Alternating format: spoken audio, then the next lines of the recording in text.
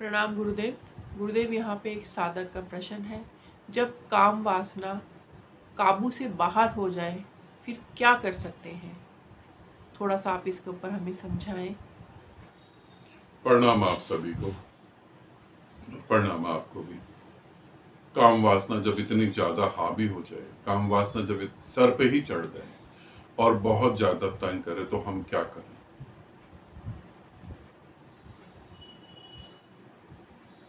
काम वासना अगर शरीर में बहुत हावी हो जाएगी तो हम क्या करेंगे? हमारे पास फिर कोई उपाय नहीं, क्योंकि हमें दो ही उपाय का पता है। पहला उपाय, तुम भोगो उसे। दूसरा उपाय कि तुम उसका दमन कर लो, कि तुम उसे भोगो नहीं, उसे दबाओ जितना दबा सकते हो। ब्रह्मचर्य साधो, राम नाम का जाप करो, शिव के नाम का जाप करो, गुरु के नाम का जाप करो। ठंडा पानी पी लो, ठंडे पानी से नहा लो, और पता नहीं क्या उल्टे सीधे काम करो। मगर जब हम इसे समझें कि काम वासना इतनी बढ़ जाए कि वो बर्दाश्त ही नहीं हो रही, तब हमें क्या करना चाहिए, इसे समझेंगे। ठीक है, ये जो उपाय हैं ये काम नहीं करते। आप कितनी भी कोशिश कर लें, ये बिल्कुल काम नहीं करते। आप ब्रह्मचर्य दिन को ही तो साधेंगे ना, दिन को ही तो जबरदस्ती अपने मन को मारते रहेंगे, रात को सपनों में तो नहीं मार पाएंगे। सपनों में क्या करेंगे? फिर क्या करना चाहिए? पहले से हम शुरू से चीजें समझते हैं। काम वासना एक ऊर्जा है,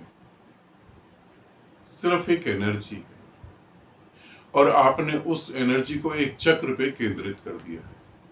काम चक्र पे आपने उसे केंद्रित कर दिया है। अब वो चक्र जो है उस ऊर्जा को संभाल नहीं पा रहा। ये स्वाभाविक क्रिया है। आपके भी मैं कंधों के ऊपर, आपके सर के ऊपर 1 किलो का वजन रख देता हूं, आप खड़े रह सकते हैं आराम से। मैं 2 किलो का वजन रख देता हूं, आप खड़े रह सकते हैं। मैं 500 किलो का वजन आपके कंधे पर रख दूं, आपके सर पर रख दूं, तो आप क्या करेंगे? उसका आंसर दें, आप उसका क्या करेंगे? आप वो 500 किलो का वजन उठा नहीं पाएंगे तो आप फेंकेंगे, स्वाभाविक है। आप वजन नहीं उठा पाएंगे तो आप फेंकेंगे उसे। अब 500 किलो का वजन है और आप उठा नहीं पा रहे हैं, और मैं कहूं कि आप जो है ओम नमः शिवाय का जाप करें, आप राम नाम की माला जपें, आप हरे रामा हरे कृष्णा का जाप करें, आप गुरु के नाम का जाप करें। 500 किलो का वजन आप नहीं उठा पा रहे हैं, और मैं कहूं सांस अंदर खींचे, सांस बाहर खींचे, मूल बंद लगाएं, ये मुद्रा बनाएं। आप 500 किलो का वजन आपके सर पर रखा, आप क्या करेंगे? क्या ये चीजें काम आ पाएंगी? मैं कहूं ठंडे पानी से नहा लें, ठंडा पानी पी लें, क्या 500 किलो का वजन कम हो जाएगा? इन क्रियाओं के कारण और भी वजन बढ़ जाएगा, कम नहीं होगा। और वो 500 किलो का वजन आप कब तक उठाएंगे?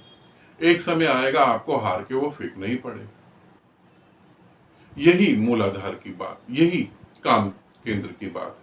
काम केंद्र पे इतनी ज्यादा ऊर्जा पैदा कर ली है, सोच सोच के, कल्पना कर करके अपनी ऊर्जा को दबा दबा के। अब क्या करेंगे? अब ऊर्जा को बाहर ही फेंकेंगे। पहला रास्ता जो तुमको भी पता है, अब किसी साथी का साथ लेंगे, अब किसी का साथ पकड़ेंगे, किसी के आगे रिक्वेस्ट करेंगे, किसी के आगे गिड़गिड़ाएंगे, या उसकी गुलामी करेंगे। यही होगा जब आप काम वासना से पीड़ित हो जाते हैं। जब इतनी ज्यादा वासना बढ़ जाती है तो आप क्या करते हैं? उस वासना को पूरा करने के लिए जिंदगी भर की गुलामी करने को तैयार हो जाते हैं। फिर दूसरा उपाय क्या है? दूसरा उपाय जो है आपके सामने, वो आपको काम नहीं करेगा, वो काम ही नहीं आएगा।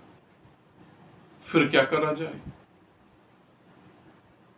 ग्रंथ आपके फेल हो गए हैं, और ग्रंथों में जो भी उपाय बताए हैं वो बचकाने उपाय हैं। उन उपायों को सुन के बूढ़े आदमी तो इंटरेस्टेड होंगे ही, क्योंकि बूढ़े आदमियों के पास कोई उपाय नहीं, तो वो उनको सुन के इंटरेस्टेड होंगे, वो लगे रहेंगे बेचारे। मगर यंग एज के बच्चे सुनेंगे तो वो हंसेंगे, वो कहेंगे ये भी क्या बात है। आप किसी भी मंत्र का जाप करके मन को थोड़ी देर के लिए मोड़ सकते हैं, थोड़ी देर के लिए ध्यान भटका सकते हैं, फिर बाद में ध्यान तो वही आएगा, फिर ध्यान तो वही आ जाएगा। फिर क्या करेंगे आप? अब समाज कह रहा है कि आप पूरा नहीं कर सकते, आपके धर्म ग्रंथ भी कह रहे हैं कि ये पाप है, नाजायज संबंध है। फिर आप छोटा सा एक उपाय करें। जब काम वासना बिल्कुल कंट्रोल से बाहर होने लगे, अब इसे समझेंगे, ये प्रयोग है, इस प्रयोग को करें और आपको अपने ऊपर बहुत हंसी आएगी। फिर आप म्यूजिक लगाएं, एक लाउड म्यूजिक, एक तेज म्यूजिक, और आप पूरा तरह डांस करें, पूरी तरह डांस करें, पूरा टूट के डांस करें, उसमें पूरा उतर जाएं। आपका शरीर पसीने से भर जाना चाहिए, इतना आप डांस करें। जो काम वासना काम केंद्र पे अब थी, अब वो पूरे शरीर के रोए रोए से बाहर निकल रही है, पूरे शरीर के हर रोम से वो बाहर निकल रही है, हर रोम छिद्र से बाहर निकलेगी। आप पूरी तरह डांस में पागल हो जाएं। आप इस पर विश्वास नहीं करेंगे क्योंकि आपको कभी बताया ही नहीं गया। यदि आपको पूरा मेथड बता दिया जाए और आप मुक्त हो जाएं, तो गुरुओं की दुकान चलेगी कहां से, तो पंडितों के घर में खाना कहां से बनेगा, फिर कमाई कहां से होगी। आप मुक्त ना हो कभी, तभी तो ये सारे काम होंगे। मैं आपको एक और चीज बताऊंगा जिससे आपको पता लगेगा। फिर आप पूरी तरह से डांस करें, बेफिक्र हो जाएं, खूब डांस करें, और डांस करने के बाद पूरा टोटली मौन हो जाए, टोटल मौन हो जाए।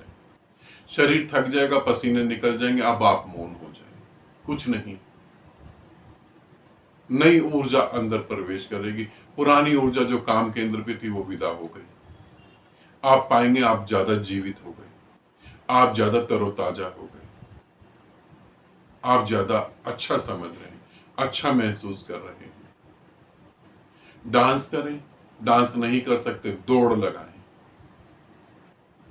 दौड़ नहीं लगा सकते भजन, कुछ भी भजन मतलब ये नहीं किसी भगवान देवी देवता। मेरा कहने का मतलब, जब मैं कहता हूं भजन, तो मेरा कहने का मतलब होता है जो गाना आपको पसंद है, चाहे वो फिल्मों का हो, चाहे वो हिंदी फिल्मों का हो, चाहे वो इंग्लिश गाने हो, चाहे वो कोई सा भी म्यूजिक हो, जो आपको पसंद है, जो आपको आपकी मन की भाव दशा से पार ले जाए, वही भजन है।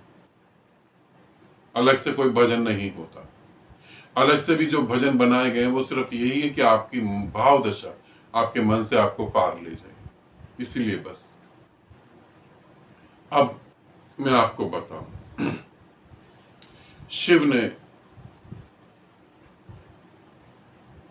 नृत्य करा, शिव बहुत क्रोधित हो गए, तब उन्होंने बहुत ज्यादा क्रोधित, जब क्रोध संभल नहीं पाया, तब उन्होंने डांस करा, जिसे हम नटराज कहते हैं।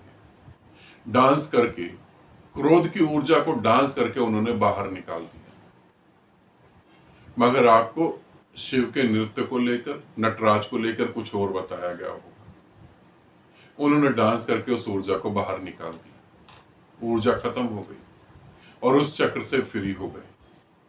इसी तरीके से आप काम वासना के साथ ये प्रयोग कर सकते हैं, और करें 7 दिन तक ये प्रयोग करके देखें। एक टाइम रख लें, खूब अच्छे से नाचें, पागल हो जाए, अपने को छोड़ दें, और फिर उतना ही शांत हो जाए, और आप पाएंगे आपका ही काम वासना नहीं रही।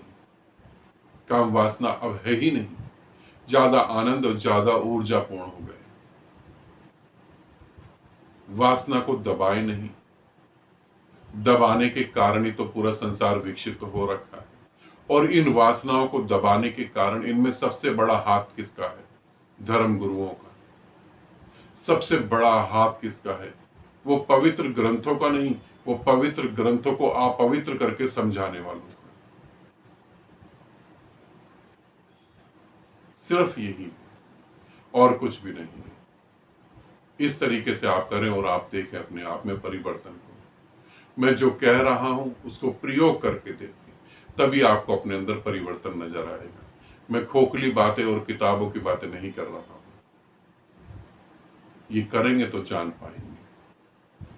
आनंदित रहें, सदा खुश रहें। बहुत बहुत प्रेम आप सभी।